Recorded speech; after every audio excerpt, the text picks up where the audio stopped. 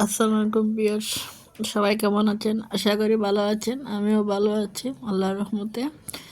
এই তো সকালে নাস্তা শেষ করে মেয়েকে স্কুলে পাঠিয়ে চলে আসলাম সকালের কাজে। তো রুমগুলো আস্তে আস্তে গুছিয়ে নিতেছি আর আপনাদের সাথে কিছু গল্প করব ভাবলাম। তো এই তো গুছাচ্ছি সবগুলা রুম।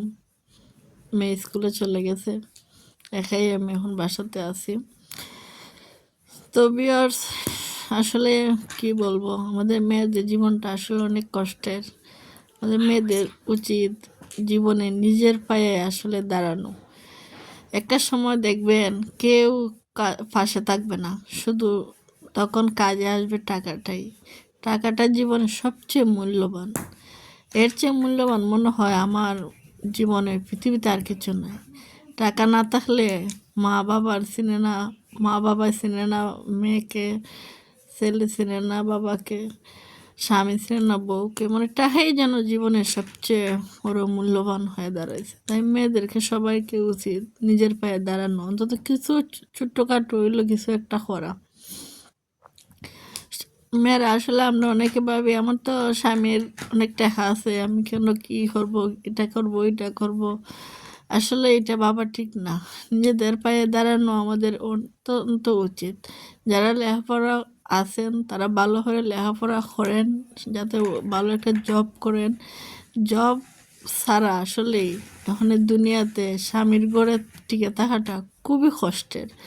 যারা আমরা গ্রামে আছি, পড়ালেখা করতে পারে নাই, তারাও আমরা সেলাই কাজ শিখি, পাশাপাশি হাঁস মুরগি পালন করি, সবজি চাষ করি। তাদের হয়তো নিজেরটা অন্তত খরচা যোগানো যাবে। আর নিজে কিছু করার আনন্দটাই আসলে অন্যরকম। তুমি স্বামীর কাছে কিছু চাইতে গেলে বলবে কী জন্য দেব, কেন দেব, কি করবা।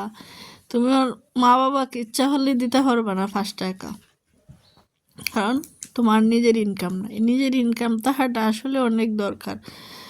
নিম্ন হলো 10,000 টাকা হলো একটা মেয়ের ইনকাম তাহাটা দরকার। তা না হলে কি যে কষ্টের জীবন, এটা প্রত্যেক মেয়ে যারা বিবাহিত তারা বুঝতে পারবে। এখন যারা বিয়ে হয় নাই তারা বুঝবে না, যখন যাদের বিয়ে হবে তখন বুঝবে। তা এই আগ থেকেই আমাদের যারা পড়ালেখাতে আছেন, আমার মনে হয় তাদের উচিত উচ্চ শিক্ষা গ্রহণ করা, ভালো একটা পজিশনে যাওয়া, জব নেওয়া। আসলে লাইফে অনেক ফায়দা কষ্ট ফেস করতে হয়, না নিজে ভালো জীবন প্রতিপালন করা যায়, না বাচ্চাদেরকে ভালো একটা জীবন দেওয়া যায়। আসলে কাউকে সুখে রাখা যায় না, নিজে তো মানসিকভাবে অনেক টেনশনে থাকা যায়। লেখাপড়া করে জব না করতে পারলে এর চেয়ে বড় কষ্ট পৃথিবীতে আমার মনে হয় আর কোনো কিছু নাই। তাই প্রত্যেক মেয়েদের উচিত নিজের পায়ে দাঁড়ানো।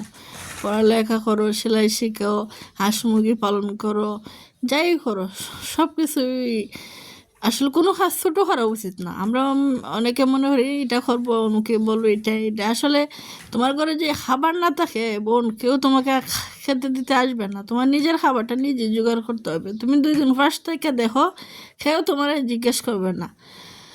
তো অনেক কথা বললাম, আপনারা ভালো থাকবেন আর দোয়া করবেন। তো আমার মেয়ে চলে আসছে টিফিন খাইতে।